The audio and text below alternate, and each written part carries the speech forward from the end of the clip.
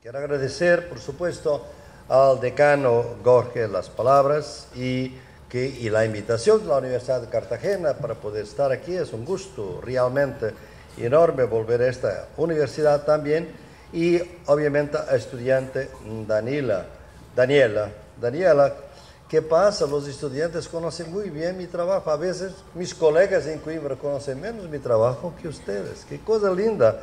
Te agradezco. Eso me da muchas ganas de seguir en este trabajo, porque ustedes, los estudiantes, son los que están realmente impulsando las cosas adelante, y nuestras sociedades están en un proceso muy difícil que necesitan, de hecho, de vuestro entusiasmo y de vuestra participación.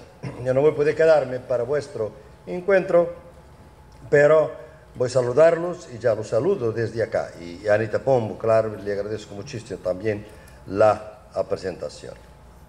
Mira, yo pienso que para este coloquio que enhorabuena esta universidad está organizando, porque me parece que los temas de la paz y de los conflictos emergentes de la democracia son temas transversales hoy, no solamente en Colombia, sino también en todo el continente, y quizás en todos los continentes. Nosotros vivimos un periodo de sociedades donde la distinción entre paz y guerra casi no existe hoy, o es cada vez más difícil de hacerse, porque en sociedades de paz se está haciendo mucha guerra. Hay guerras de baja intensidad, las guerras no declaradas, las guerras de alta intensidad, las guerras civiles. No podemos entender lo que pasa hoy en Europa con los inmigrantes llegando, sin la guerra de Siria, de Afganistán, la destrucción de Libia y el colonialismo europeo en África, por supuesto. No son los mafiosos que justifican los refugiados que entran en Europa. Son estas realidades más profundas, la historia de Europa y del imperialismo norteamericano y europeo desde entonces. Entonces, hay que entender los procesos sociales que están buscando de tumultuar las sociedades, donde por veces nos da la idea que pasamos de paz violenta a guerra violenta, o de guerra violenta a paz violenta. Entonces, es un contexto difícil, y Colombia, por eso, en este momento, toma toda la atención, una atención internacional. Y a mí, que tengo Colombia en el corazón desde los 90, cuando empecé aquí a trabajar con varios colegas, algunos de ellos eran estudiantes como ustedes y ahora son profesores, además importantes profesores y profesoras de este país, me da mucha alegría que realmente en este continente, quizás, Colombia es el único país del continente donde podemos tener una buena noticia en la segunda década del milenio. Porque en la primera década, como ustedes saben, hubo bastantes gobiernos progresistas que han traído una transformación social significativa, cuya evaluación está todavía por hacer, pero notamos momentos de crisis y realmente síntomas de crisis desde Venezuela, Ecuador, a Bolivia, a Brasil, a Argentina, etc. Colombia no ha estado en este grupo de países porque ha estado siempre en el otro lado, digamos así, de los movimientos que se estaban generando en el continente.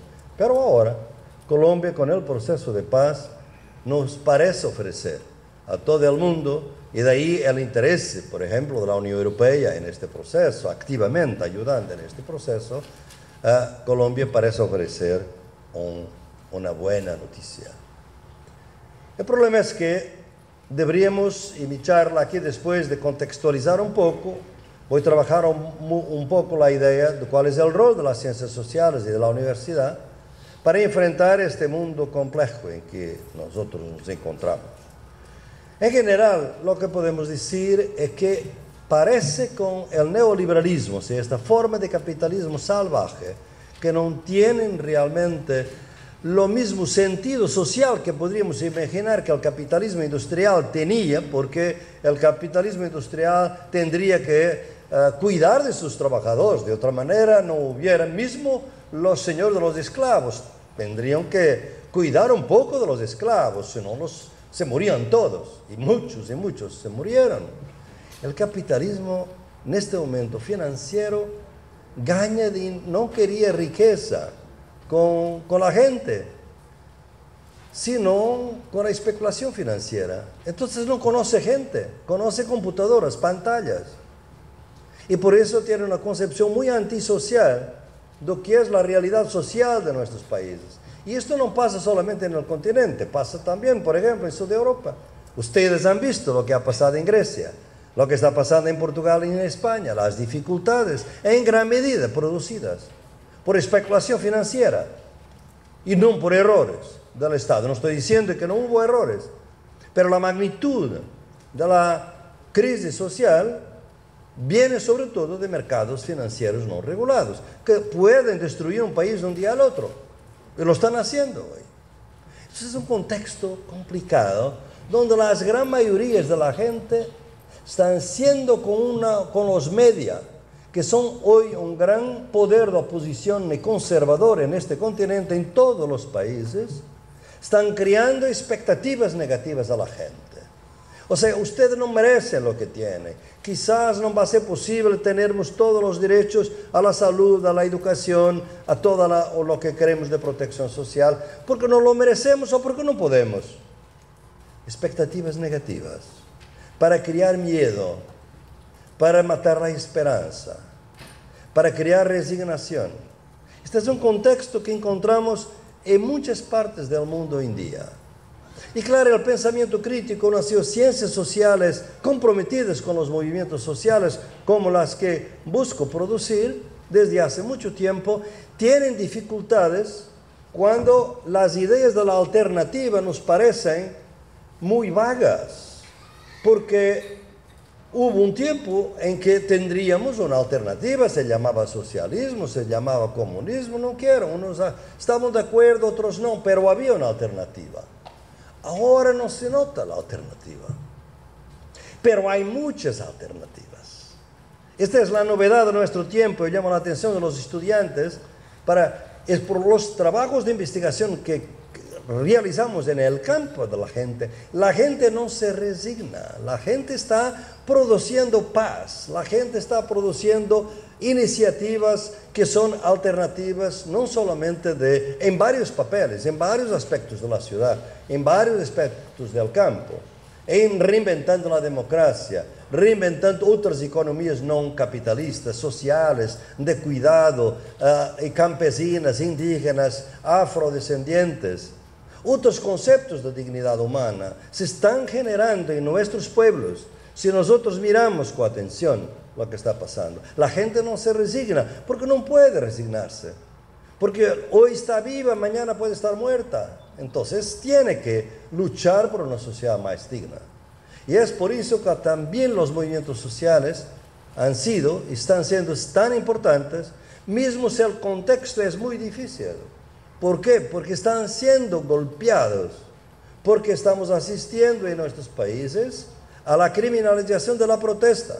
En varios países, Colombia y Brasil son dos ejemplos de leyes recientes que se llaman de antiterrorismo, pero de hecho no son antiterrorismo, son leyes para criminalizar la protesta social. Y eso va a quedar más difícil, las protestas en que los movimientos, las organizaciones muchas veces se movilizan. Entonces, es un contexto donde parece que necesitamos urgentemente una alternativa, pero donde es muy difícil imaginar alternativas. Sobre todo grandes alternativas. Hay pequeñas alternativas, pero no grandes. Y las pequeñas, por el pensamiento académico que tenemos, las consideramos como locales, como irrelevantes, como particulares, como algo que no es muy importante para el futuro de nuestras sociedades. Entonces, mi primera idea para usted es que nosotros no necesitamos de alternativas, necesitamos un pensamiento alternativo de alternativas. Tendremos que tener otras gafas, otras teorías, otros conceptos, para poder manejar la realidad compleja que vivimos, que es una realidad. Un gran filósofo europeo del siglo XVII, Spinoza, decía que las dos grandes emociones de los hombres y de las mujeres, lamentablemente hablaba siempre de los hombres en ese entonces, mismo hoy, no diría de las mujeres, pero es lo mismo. Las dos emociones son el miedo y la esperanza. Y nosotros nos equilibramos en la vida si realmente estas dos emociones se equilibran. Y cuando una domina sobre la otra, la sociedad de alguna manera puede tener peligros. Ya hubo tiempos quizás que tuvimos demasiadas esperanzas y pocos miedos, demasiado pocos miedos. Yo pienso que ahora domina el miedo, la violencia, el neoliberalismo, el racismo, están creando miedo en la gente. La gente que tenemos que tener en cuenta que la gran mayoría de la gente no se organiza en organizaciones y movimientos sociales. La gran mayoría de la gente sufre en su casa, en silencio. No está organizada, no está despolitizada, al contrario que nuestras teorías políticas nos han dicho, no están despolitizados. Habemos visto reciente en el sur de Europa, y sobre todo en España, en Portugal y también en Grecia, cuánta gente que se decía que era despolitizada y de un momento al otro sale a la calle, está movilizada. Ella no estaba despolitizada. Las formas de politización es que no eran suficientes para ellos. Y de un momento al otro, que eran partidos, movimientos más formados, de un momento al otro salieron a la calle para protestar, porque en la calle, precisamente porque muchos de nuestros países pensamos que por veces la calle es el único espacio público que no está colonizado por los mercados financieros. Y ahí uno se protesta y manifiesta. Entonces, veo que el contexto tiene este aspecto de turbulencia, donde la idea de una alternativa no es muy clara. Por otro lado, tenemos cosas buenas, como digo, trabajo por la alternativa. Ustedes han visto que en el periodo más duro de la violencia en este país, yo estaba en gran contacto con las comunidades de paz. Algunos de ustedes conocen a San José de Apartadó, por ejemplo. El gran coraje de organizar paz dentro de un entorno totalmente violento. Y la dificultad de hacerlo. Y el país que visité en ese entonces me daba siempre la idea de una lucha por la paz. En contextos difíciles, de intentar realmente superar. Y por eso hoy estamos en Colombia en un proceso que domine, como Jorge lo mencionó, el proceso de paz. Pero entre enero y julio fueron asesinados 23 dirigentes indígenas en el departamento del Cauca, como hablé a los jóvenes en Claxon. Algunos de ellos asesinados por lo que se llama ahora bandas criminales, pero de hecho son paramilitares. El nombre, después de 2005, no se usa en Colombia, la realidad es la misma. ¿Estamos en paz o estamos en guerra? Muchas de las ciudades de este continente son teatros de guerra hoy. Las comunidades populares periféricas están siendo criminalizadas y por veces ocupadas militarmente. Ustedes van a Río de enero y ven como las favelas hoy, algunas de ellas tuvieron presencia militar durante un año entero. No solamente criminalización, sino militarización. Entonces la paz se confunde muchas veces con la guerra. Y como digo, pasamos de una guerra violenta a una paz violenta. ¿Quiere decir que este momento no es importante? No, de ninguna manera. Este momento es muy importante, pero tendremos que mirar dos cosas. Primero, obviamente, el acuerdo de paz se realiza en La Habana, pero la paz se concretiza en Colombia. Es aquí que el consenso por la paz tiene que existir. Eso es muy importante. El segundo es que las garantías que hay que dar a este proceso de paz. Si ustedes miran y trabajan un poco más con campesinos y con indígenas, la inquietud es enorme, también con los afro. He visto ayer hablando con compañeros del movimiento afro acá. El problema por veces no es el post-conflicto, es el post-acuerdo. Son cosas muy distintas, ¿no? ¿Y por qué? Básicamente porque nos está en este momento, y esto llamo vuestra atención antes de empezar con el tema central, de que realmente el tema de la tierra y del territorio no está siendo discutida como quizás los pueblos indígenas y los pueblos afrodescendientes gustarían que estuviera. Tenemos algunos procedimientos importantes de reservas campesinas que se están discutiendo en La Habana, por los que conocen un poco más lo que está pasando, pero las reservas campesinas pueden estar tituladas como tierras indígenas o tierras quilombolas, tierras palenqueras de afrodescendientes. Entonces, el problema es este: un territorio pacificado hoy en día, en un contexto en que ustedes leen El Tiempo, y El Tiempo todos los días les dice dos cosas. Primero, Colombia es la frontera agrícola del continente, la última frontera agrícola del continente. El último ONG que trabaja en las semillas nos ha dicho que, en cuanto a algodón y soya, que Colombia va a ser la gran productora de semillas, va a ser el gran consumidor de semillas transgénicas, que van a resolver el problema de la producción industrial y con los agrotóxicos. Este tipo de desarrollo entra en conflicto directo con la agricultura campesina, con la agricultura indígena, con la agricultura afrodescendiente. Entonces, un territorio pacificado puede ser un territorio que está libre para la entrada de multinacionales, de minería, de agroindustria, de megaproyectos. Y la gente que no fue expulsada, y tantos han sido expulsados por el conflicto, pueden ser expulsados por la paz.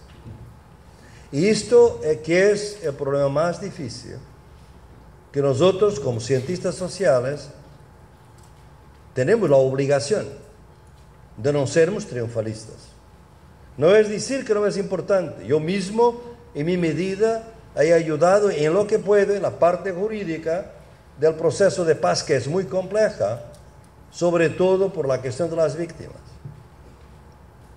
Pero la cuestión de la tierra necesita de una atención muy fuerte y que quizás, no sé, no tengo ninguna razón para creer que no se va a dar toda la atención, pero lo que veo es que realmente asisto en Colombia, en medio del proceso de paz, a una demonización de movimiento afrodescendiente y movimiento indígena.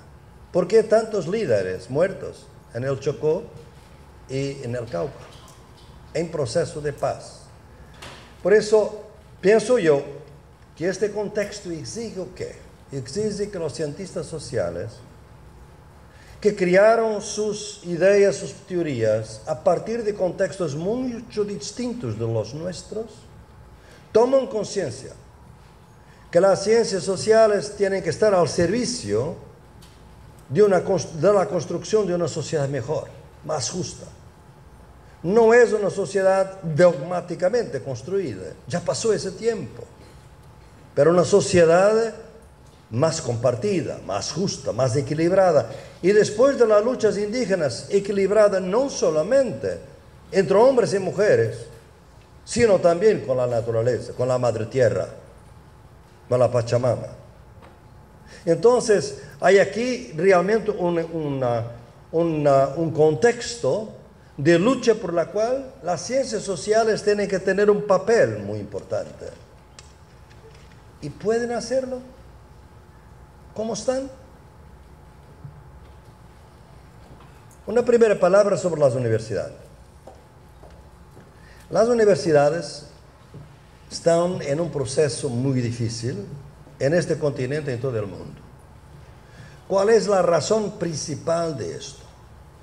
En los países del norte, yo trabajo en una del norte también, el problema es que se está asistiendo a lo que llamo la mercantilización del saber.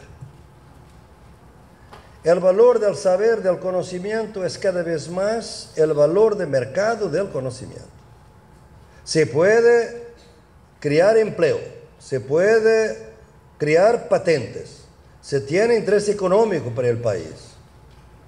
Pero ¿cuál es el interés económico de la historia, de la cultura, de la literatura, de las ciencias sociales en generales? No solamente este conocimiento no tiene valor económico, como no debe tenerlo.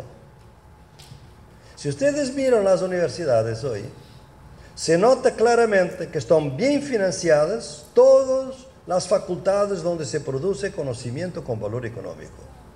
Las otras cierran. No hay plata para literatura comparada, no hay plata para antropología o folclore, pero hay para biotecnología, para nanotecnología, para las ingenierías de punta. Esta dualidad es muy importante. ¿Por qué? Porque ella va a tener un efecto muy grande en el proceso de mercantilización del conocimiento universitario. Ustedes ya están aquí recibiendo en Colombia todo el proceso que visa construir un gran mercado global de servicios universitarios. Y para que ese mercado sea creado es necesario que se creen formas de ecuación, de equivalencia. ¿Cuánto vale la Universidad de Cartagena? ¿Cuánto vale la Universidad de los Andes? ¿Cuánto vale la Universidad Nacional? Para eso está ahí el ranking. Establecer grados de cuánto vale una universidad. Mañana para inversiones va a ser muy importante. ¿Y cuánto valen sus profesores? Tienen que publicar en revistas indexadas de impacto, la gran mayoría en inglés, 97% propiedad de la misma empresa, Reuters, en Tucson. Se proletarizan un poco los profesores, se destruye la innovación para poder crear indicadores cuantitativos que te permitan decir mañana cuánto vale la Universidad de Cartagena comparada con otra. Ustedes me dicen, pero esto es muy lejos, no van a realizar. Quizás no, si nosotros luchamos, obviamente. Yo vengo de Medellín y ahora la Asamblea de Claxo ya tiene un servicio alternativo de evaluación de profesores y de universidades en el continente.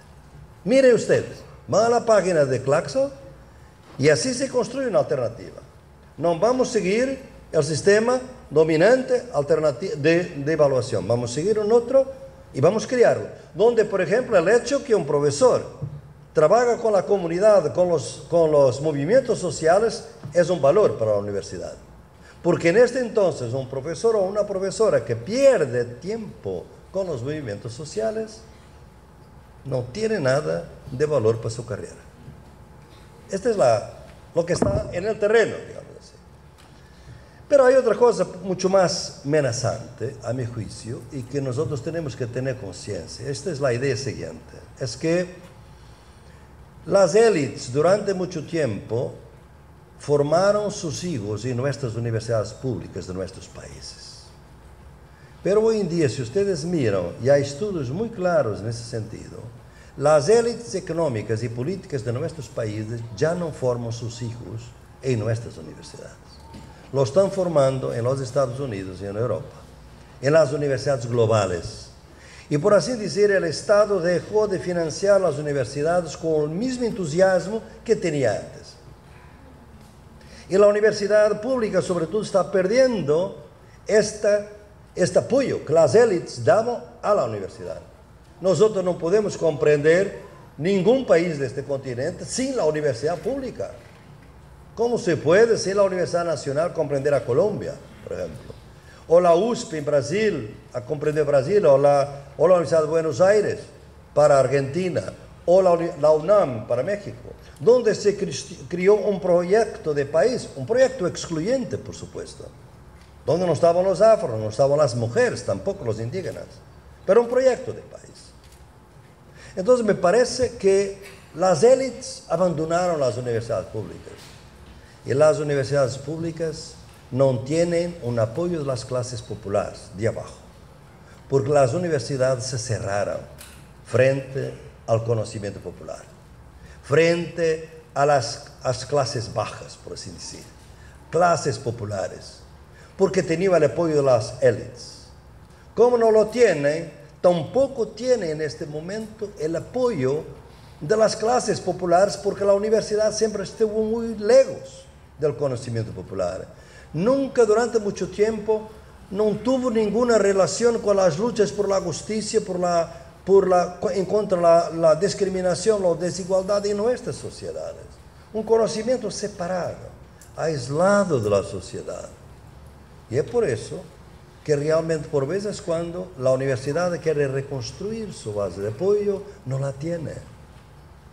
Y lo que me gusta aquí, y es por eso que estamos aquí en este contexto, yo pedí a la Universidad de Cartagena que parte de mi tiempo fuera con los profesores y estudiantes, con quien siempre me gusta mucho de estar, pero una otra parte con los movimientos sociales. ¿Por qué? ¿Dónde pueden estar los profesores, por supuesto, y los estudiantes? Espero que estén. Porque pienso que tenemos que reconstruir una alianza de saber. Y es aquí que vengo con mi epistemología, con mi debate epistemológico, que Daniela ya lo abordó. Estoy muy tranquilo porque los estudiantes ya saben prácticamente todo lo que voy a decir, pero de todas maneras voy a decir algunas cosas. ¿Qué es esto? Nosotros no podemos crear, yo estoy realmente muy preocupado con el futuro de la universidad. Y ese futuro tiene que ser creado con una apertura grande a toda la sociedad, sobre todo la sociedad desde abajo. La sociedad de las clases populares, los movimientos y las organizaciones sociales, pero también los ciudadanos y las ciudadanas que no se organizan, que no están organizados, pero les gustaría, quizás, de poder tener un acceso a la universidad. Y para crear esa alianza, no basta hacer lo que habíamos hecho en el pasado. Algunas universidades de este continente han hecho cosas muy novedosas e interesantes de que llamamos el servicio de extensión. Realmente el servicio de extensión es una innovación latinoamericana que mucha gente no lo reconoce. Sale de 1917, de la revuelta, de la revolución, de hecho, estudiantil de Córdoba, de la Universidad de Córdoba, de Argentina. Es ahí que la responsabilidad social de la universidad emerge como una de las dimensiones muy grandes de la universidad. Y esa es la inspiración que va a llevar años después a que un grande marxista de este país, de este continente, Juan Carlos Mariátegui, cree en Lima la Universidad Popular.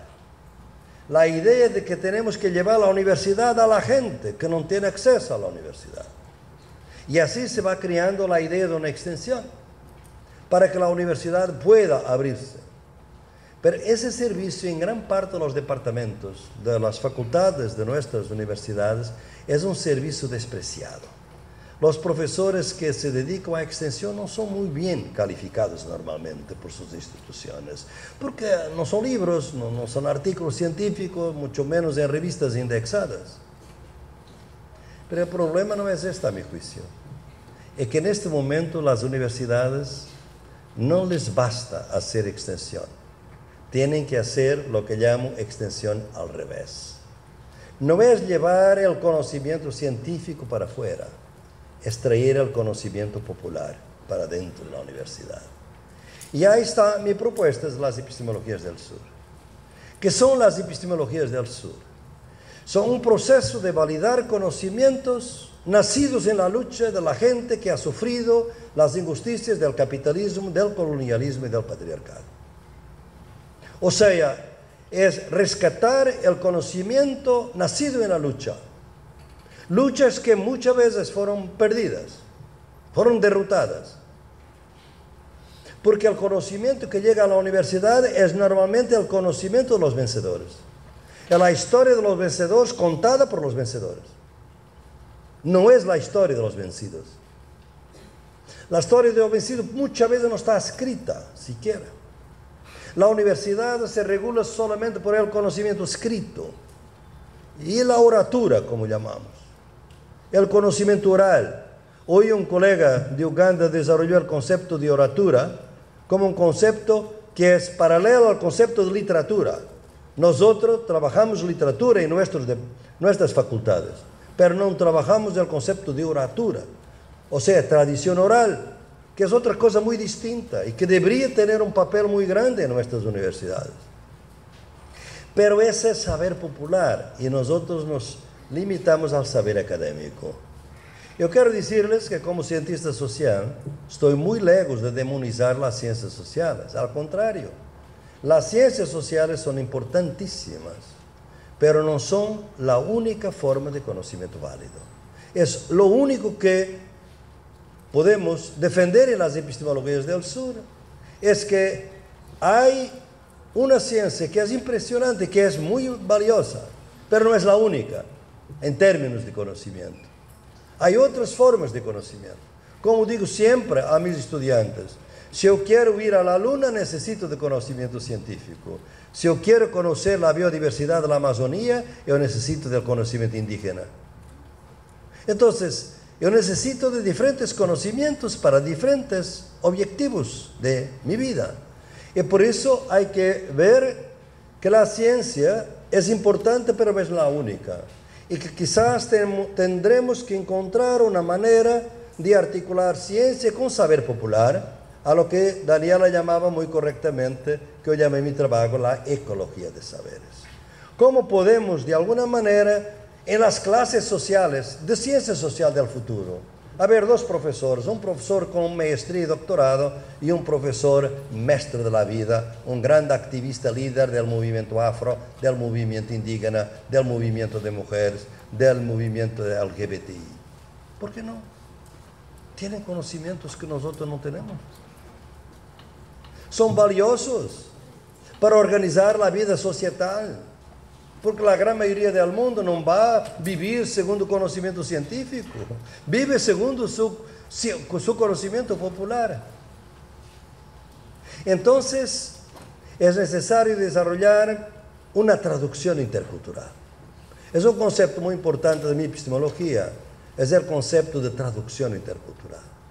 Porque por veces es posible traducir, por veces no es posible.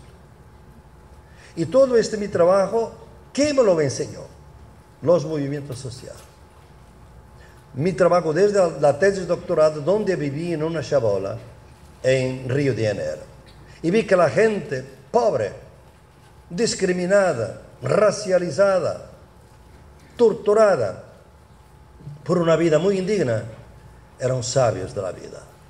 ¿Cómo podía discutir y aprender con ellos y con ellas en cuanto conversábamos en la tarde o en la noche sobre el mundo, sobre la vida? Y ese entonces era un momento de dictadura.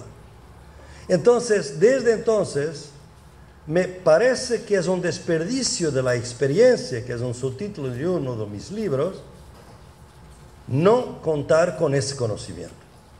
Pero no es fácil, porque por veces hay contradicciones enormes. Les voy a dar un ejemplo. El concepto de tierra, que es un concepto central, tierra y territorio. Nosotros tenemos en el continente 3, 4, 5 movimientos que luchan por la tierra y territorio, pero tienen diferentes conceptos de tierra y de territorio. Los campesinos luchan por la reforma agraria, sin tierra, obviamente. Los afro, obviamente, luchan por los quilombos, los palenques, las tierras para donde hubieron cuando eran esclavos y que son suyas ahora. Los indígenas por las tierras propias que tenían antes que los colonizadores llegaran. Son diferentes conceptos y diferentes temporalidades. La temporalidad del campesino es el Estado-nación moderno. La temporalidad afro es la temporalidad de la esclavitud. La temporalidad indígena es la temporalidad del momento originario de la colonización. Son diferentes temporalidades y además diferentes conceptos de tierra y de territorio. Y por eso, si ustedes trabajan con movimientos, no se sorprendan que por veces hay conflictos entre pueblos indígenas y pueblos quilombola o afro. Y entre los dos campesinos. Y a veces también con seringueros y pequeños colonizadores. O sea, mismo en el campo popular hay muchas diferencias, y es por eso que las epistemologías del sur tienen como una de sus metodologías lo que Daniela mencionó, y ya lo conoce, la Universidad Popular de los Movimientos Sociales. Yo les recomiendo que aquí organicen, y si puedo vengo, con movimientos sociales, algunos ya están ahí, que es nos quedarmos durante 2 días en un contexto no universitario, porque el concepto universitario cría temor para los no universitarios. Todo el espacio es hostil muchas veces, ¿no? No estoy diciendo que este sea, pero en general es, ¿no? Que nos reunamos durante 2 días. Ahora mismo hicimos uno en Brasil, pero lo hicimos ya en India, en África, en varios países de África y en Europa. 40, 50 personas. Escogemos un tema de acuerdo con los intereses de los movimientos. 1/3 estudiantes y profesores académicos de conocimiento científico. 2/3 diferentes movimientos sociales. En este que tuvimos ahí, en Brasil, estaban trans, movimiento trans, de LGBTI, indígena, quilombola, mujeres, afrodescendientes, quilombola ya está, y derechos humanos, por ejemplo, y ecologistas. ¿Por qué traer este conjunto de conocimientos, por un lado universitarios, por otro lado académicos, populares, para crear la ecología del saber? ¿Por qué diferentes movimientos? Porque los prejuicios entre los movimientos son enormes. Ustedes no se imaginan, si no estudian, cómo es posible imaginar que tanto prejuicio existe. Por ejemplo, el movimiento feminista durante mucho tiempo en este continente considera que el movimiento afro es lo más machista de todos.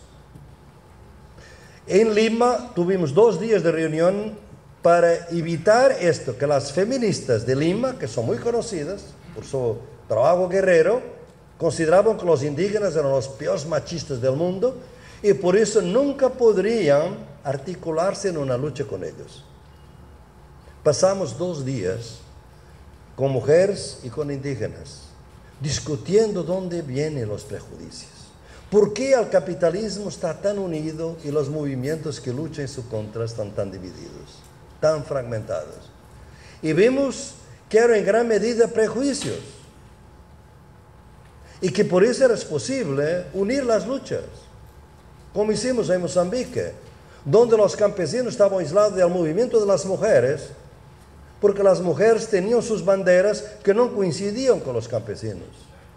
Y después de los 2 días de taller, las mujeres, el Foro Mujer de Mozambique, ha dicho, no, de aquí adelante la lucha de mujeres, la lucha por la tierra es una lucha de las mujeres mozambicanas. Necesitamos de esto. En Lima fue que criamos las feministas en la lucha contra la minería. Y al inicio no había mucha feminista en la lucha contra la minería y los megaproyectos, porque no era parte de su lucha. Entonces, miren, ¿cómo podemos? Esto que es muy concreto, que les estoy diciendo, que en mis trabajos ustedes ven todas las citaciones de la epistemología que puedo recurrir, pero el problema es concreto. El problema es cómo crear alianzas para una sociedad mejor, que no basta alianzas políticas, tienen que ser epistemológicas. Tenemos que tener una comprensión más grande entre diferentes conocimientos. Y eso, a mi juicio, obliga a descolonizar las ciencias sociales. Nuestras ciencias. Nosotros sabemos que hay un pluralismo, un concepto fundamental en mi trabajo, es el concepto de pluralismo interno de las ciencias. Es un concepto que de hecho heredamos de la epistemología feminista. Es la idea que dentro de la ciencia hay diferentes posibilidades, que el conocimiento científico no es monolítico. Ejemplo, en este momento tenemos una lucha muy grande en Brasil. Yo no soy brasileño, como saben, a veces la gente me confunde, pero trabajo bastante en Brasil. Que la lucha contra el agrotóxico, o sea, contra los venenos, los herbicidas, insecticidas, todos los productos de la agricultura industrial, que están creando veneno en la mesa. Los productos que se consumen en Brasil y en el continente están envenenados cada vez más. Fíjense ustedes, cómo es difícil imaginar que en algunas comunidades rurales del nordeste de Brasil, la incidencia del cáncer es más elevada que en la ciudad de São Paulo. ¿Por qué? Por la pulverización aérea de los herbicidas y de los agrotóxicos de la agricultura industrial. Porque con el viento, claro, que el veneno va por las comunidades, por las escuelas, y la gente se muere. Uno de los movimientos se llama de João Figueira 21, es un movimiento con el nombre de este señor, José María, de hecho, que llevó 21 tiros por los paramilitares de Brasil, si quiere, por las policías privadas, simplemente por esto. Por favor, paren la pulverización aérea. No dice nada en contra de los agrotóxicos, simplemente mencionó que no hagan pulverización aérea porque nos están matando a los niños con incidencia de cáncer. Ustedes saben que el problema existe también en Colombia, no voy a entrar en detalles, pero ustedes saben mejor que yo. Entonces, si nosotros logramos entender que es necesario ampliar nuestros guiones, nuestros cánones de historia y de ciencia, hay una ciencia que nos es favorable. En esta lucha, por ejemplo, contra los agrotóxicos, en todo el continente, hay agrónomos que están con nosotros, que dicen que muestran en los laboratorios la incidencia de veneno, por ejemplo, en la fresa, en la papaya, por ejemplo. Se sabe hoy. Y esto es científico, y es necesario, es importante. Pero hay una otra ciencia, que es la que domina, que nos ven diciendo, como decía la semana pasada en El Tiempo, que está probado que las semillas transgénicas no tienen daño para los humanos. Científico. Pero ustedes se pregunten, cuando nosotros vamos a las pampas de Argentina, que está totalmente colonizada por soya transgénica, en las pampas entre Córdoba y Río Cuarto era el gran centro de producción de miel. Las semillas transgénicas mataron a las abejas. No matan a los humanos, dicen ellos. ¿Será así? ¿O será porque nuestra masa física es más grande y lleva más tiempo a matar? Entonces, dos ciencias. Una que está con los movimientos y otra que está en contra. Hay que rescatar, porque demonizar la ciencia en total es un error. Necesitamos de una ciencia que sea parcera. Pero hay otras cosas que tenemos que hacer, que es descolonizar las ciencias sociales. Veamos con ejemplos. Ustedes saben que nuestras teorías sociales, que nosotros conocemos y que estudiamos, ¿quién no sabe aquí de ciencia social que Max Weber, Durkheim o Marx? Estes señores vivieron en 3 o 4 países de Europa al final del siglo XIX, inicio del siglo XX. Estaban muy preocupados con la cuestión de Europa, la cuestión social, que era el capitalismo que emergía. Hicieron un trabajo notable, con sus diferencias, pero con mucho más diálogo entre ellos que nosotros imaginemos. Fíjense, vean bien, por ejemplo, la última edición, la mejor de todas en el mundo, del Fondo de Cultura Económica de Economía y Sociedad Max Weber. La introducción escrita por un colega de la UNAM, del Colegio de México, que muestra cómo hay un diálogo muy grande entre Weber y Marx, por ejemplo. Implícito, pero está ahí. Pero estos señores estaban preocupados con Europa. No conocían el resto del mundo eran colonias. Y es por eso que la teoría crítica, los protagonistas de muchas de las luchas de nuestro continente no están en la teoría. ¿Dónde están los indígenas? ¿Dónde están las mujeres? ¿Dónde están los afro? Miren bien los textos de Max Weber, Durkheim o de Marx, están ahí. Al contrario. Como he dicho a la gente en Claxo, un gran marxista aquí que ya mencioné, Juan Carlos Mariátegui, escribió un texto fabuloso llamado 7 ensayos sobre la realidad peruana, que de hecho es un ensayo sobre la realidad latinoamericana. Y lo que dice Mariátegui, el pecado original de América Latina fue ser criada sin el indio y en contra del indio. Imagínense que este señor, que era un comunista, miembro del comunismo internacional, recibió la visita del señor, del controlero, del hombre que controlaba en Moscú el movimiento internacional comunista de la América Latina, y se desplazó de Moscú a Lima, imagínense lo que era entonces, 1920 y poco, ¿no? Para ir a qué? A censurar, a criticar a Mariátegui por haber dicho eso. por decir, usted es un romántico. ¿Cómo puede usted imaginar que los indios van a ser una clase revolucionaria? La clase revolucionaria son los obreros. Los indios son un obstáculo al desarrollo. Hay que liquidarlos. Ustedes saben que al inicio del stalinismo considerar un adversario como romántico significaba mucha cosa, podría significar la muerte. Así pasó con Trotsky. Mariátegui, que era muy joven, era muy enfermo y murió con 37 años. Y por eso no tuvieron que matar. Pero vamos a más ejemplos. Esta teoría, por eso, no entra ahí lo que llamo, y ustedes ven en el último libro, que va a salir por ahí, esta relación fantasmal entre la teoría que dice una cosa y la práctica que dice otra. Porque la práctica no fue debidamente teorizada. Ela ha sido teorizada muchas veces por autores latinoamericanos. Pero es la tragedia de América Latina.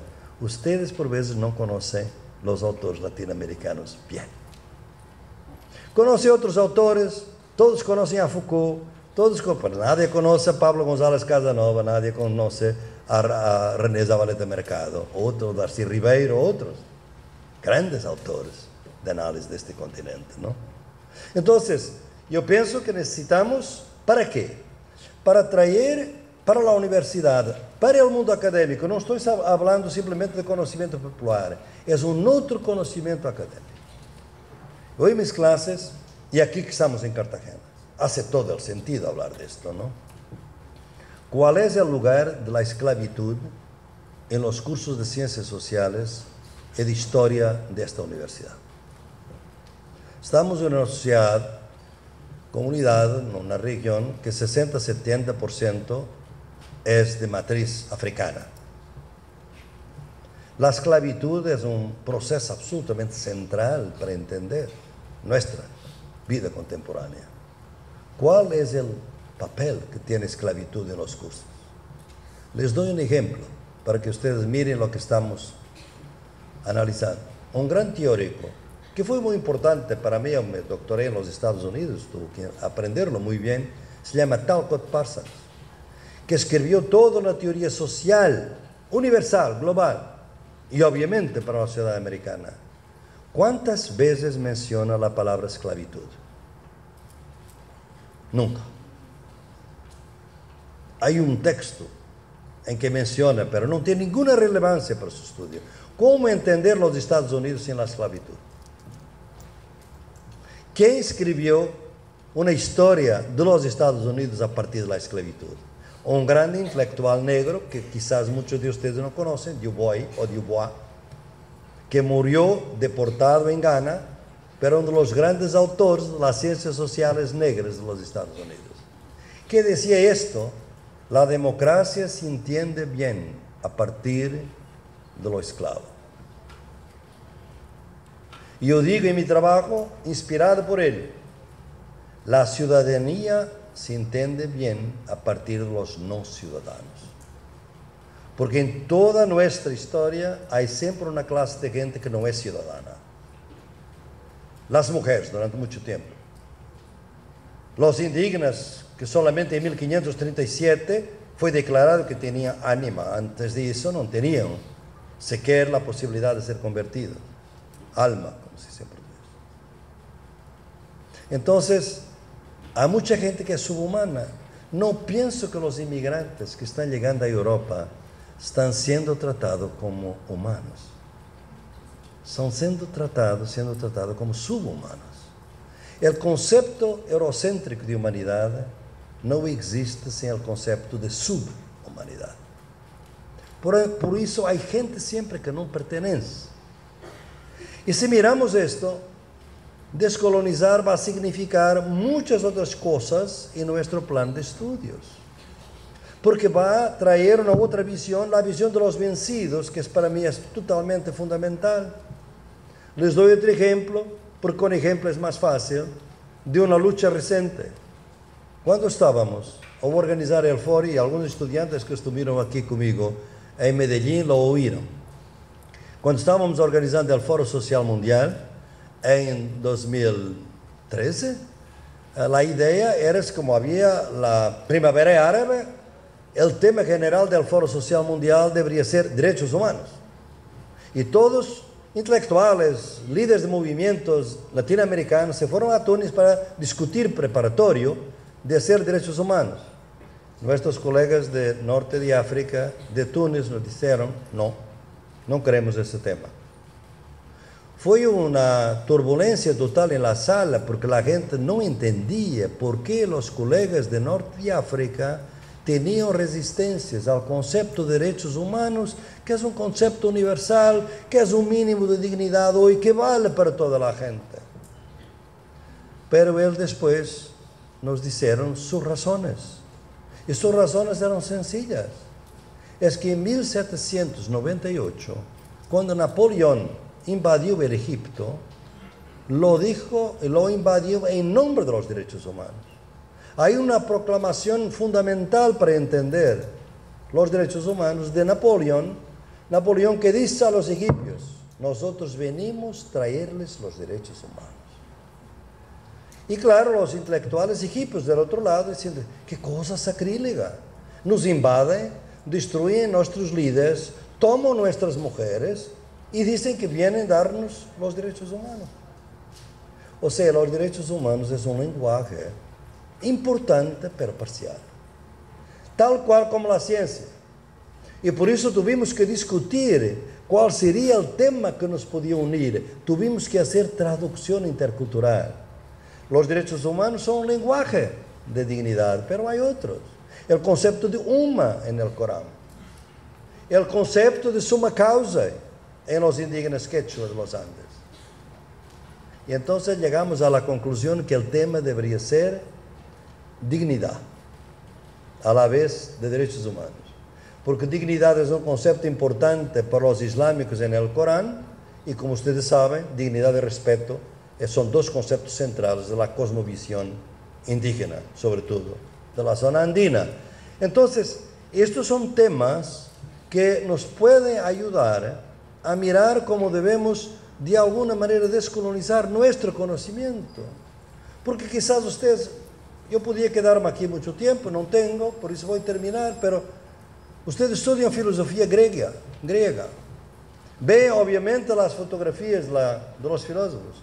¿Saben ustedes que la piel de los filósofos griegos era mucho más escuras que nosotros imaginamos hoy? La de Euclides, por ejemplo, era un africano, como San Agustín. Pero después las pinturas los branquearon. Cuando en mediados del siglo XIX se decidió que la cultura griega, la filosofía griega, no tenía a ver nada con la filosofía de Egipto y de Persia. Cuando nosotros sabemos que mucha de la cultura y de la filosofía griega viene de Persia y viene de Egipto. Y había una grande negociación ahí de conocimientos. Pero vamos de conocimientos a la cosa más vulgar. Ustedes tienen que mirar el mundo de una otra manera. Ustedes les gusta mucho el mango y el coco. ¿Dónde viene? De India, que no había mango ni coco. De aquí fue el tomate y el maíz. O sea, hubo procesos de globalización del mundo que no pasan simplemente por el Atlántico. Es mi problema con algunos autores de la corriente decolonial o postcolonial. Piensan que todo está centrado en el Nuevo Mundo, en América. No. Hubo una globalización en el Índico, en Asia, en India. Había otros continentes, otras partes, que se globalizaron. Nuestras comidas, el chile, por ejemplo, fue de aquí, que hoy es importantísimo para India. Lo llevaron de acá. Y por eso el mundo hablaba hace poco con los colegas, como la lengua por veces es un reflejo de todo esto, ¿no? Y de la estrategia es las diferentes lenguas de poder integrar o no las lenguas locales. Ustedes saben cómo se llama piña acá, ¿no? ¿Qué es piña? ¿Por qué se llama piña? Porque tiene una semejanza con el pino de los europeos. O sea, cuando miraron este fruto, verán que lo semejante era pino de pino, ¿ustedes saben? ¿no? Los ingleses son peores, porque como en Europa solamente había manzanas y peras, no había otra fruta, ¿no? Llaman pineapple, piña y manzana. Porque queríamos adaptar a nuestra cultura lo que víamos de distinto, porque no éramos capaces de conceber distintos. Y ahí realmente la lengua portuguesa es un poquito más abierta. Es por eso que en portugués se llama ananás y no piña. Usted se fue a buscar la palabra indígena para este fruto. O sea, si nosotros miramos, vemos, les podía contar muchos otros casos que muestran que nuestra historia que domina nuestras ciencias sociales son muy parciales, no cuentan todas las historias que son relevantes. Y por veces tenemos en nuestras clases, nuestros estudiantes, que sufren mucho porque sus culturas no son respetadas en la clase, en la aula, sala de aula. Esto es importante. Y es por eso que termino con esta historia de una investigadora, estudiante mía, Arahuaca, de Colombia, que algunos ya han oído porque la cuento muchas veces, porque es una historia que lamentablemente mantiene toda su actualidad hoy. Ella estaba en los 90, era alumna de Derecho, estaba haciendo la investigación conmigo en Bogotá. Y un día llegó a mi oficina llorando. Y yo le digo, mira, ¿qué pasa? ¿Estás llorando? ¿Qué pasó? No, profesor, yo vengo de la clase de Derecho Civil. Y en la clase de Derecho Civil el profesor decía, sí, la tierra es un bien que nosotros podemos comprar, vender, hay títulos individuales de la tierra es un bien inmóvil, o sea, no es como un reloj, es otra cosa, pero se puede titular y se puede obviamente intercambiar en el mercado.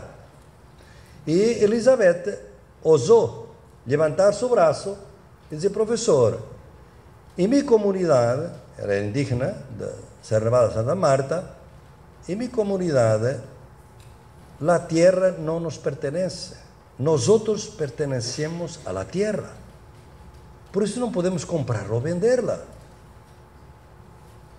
Y el profesor miró a ella y dice, mira, yo aquí en la clase, yo estoy dictando una clase sobre conceptos de propiedad en derecho civil, no me interesa para nada lo que ustedes viven en sus comunidades, no tiene interés ninguno. Ella llegó a mi comunidad, a mi oficina, llorando. ¿Qué pasó? Ustedes, si leen mis textos sobre la universidad del siglo XXI, pueden leer por qué yo llego a estas conclusiones que son los textos. La universidad es un sistema de conocimientos y de desconocimientos. O sea, este profesor en la clase estaba enseñando una cosa, pero estaba activamente produciendo desconocimiento de otra. Y esto para los profesores de educación es muy importante, se produce un desconocimiento total de otras cosas.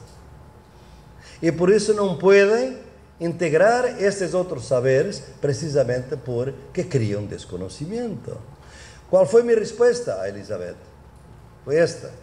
Mira, tú vas a ser mejor que tu profesor, porque tú vas a estudiar el derecho mayor, el derecho oficial. Es muy importante para defender tu comunidad que tú sepas todo el derecho civil, pero tú no vas a perder el derecho propio de tu comunidad. Mantiénelo, porque tienes muchas veces que poder articular, como hoy buscamos hacer en todo el continente, cómo se articula el derecho propio con el derecho mayor, el derecho de la comunidad oficial, digamos así.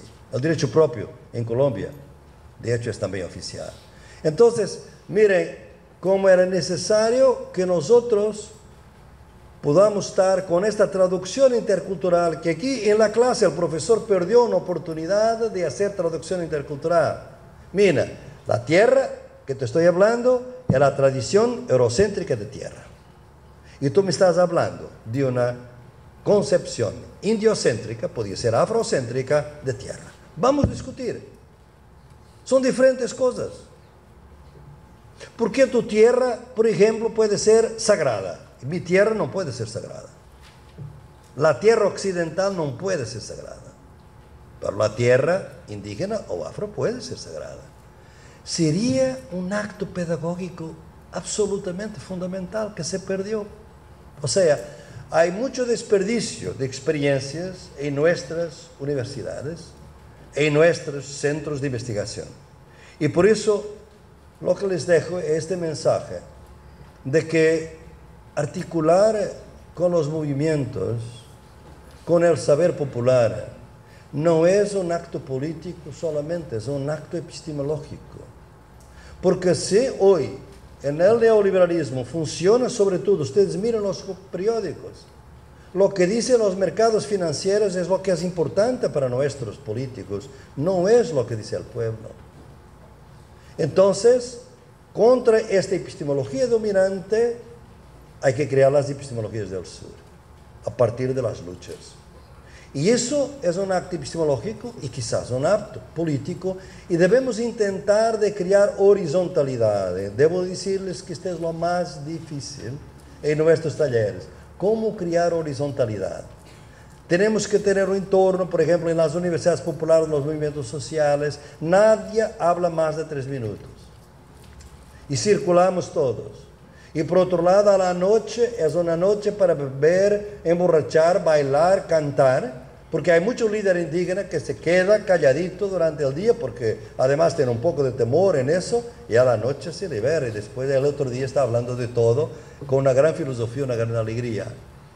Este trabajo de la ciencia tiene que tener alegría, tiene que tener placer, y tiene que traer gente no académica, porque el mundo es hecho de no académicos, y el conocimiento académico vale la medida que es suficientemente fuerte. Yo tengo mucha confianza en la ciencia que hago, porque ella quiere conversar, no porque yo esté tan inseguro que no quiero hablar con los otros. No, estoy seguro, puedo hablar y puedo aprender. Estoy seguro porque sé cuál es la incompletud de mi conocimiento. Yo pienso que esta actitud es una actitud quizás la que nos vaya a ayudar a construir una paz. Porque paz sin horizontalidad de saberes, si llegamos a nuestras comunidades y nos dicen el conocimiento indígena no vale para nada, el conocimiento afro no vale para nada, aquí está la Monsanto con las semillas transgénicas, úsenlas. No va a haber paz, va a haber guerra.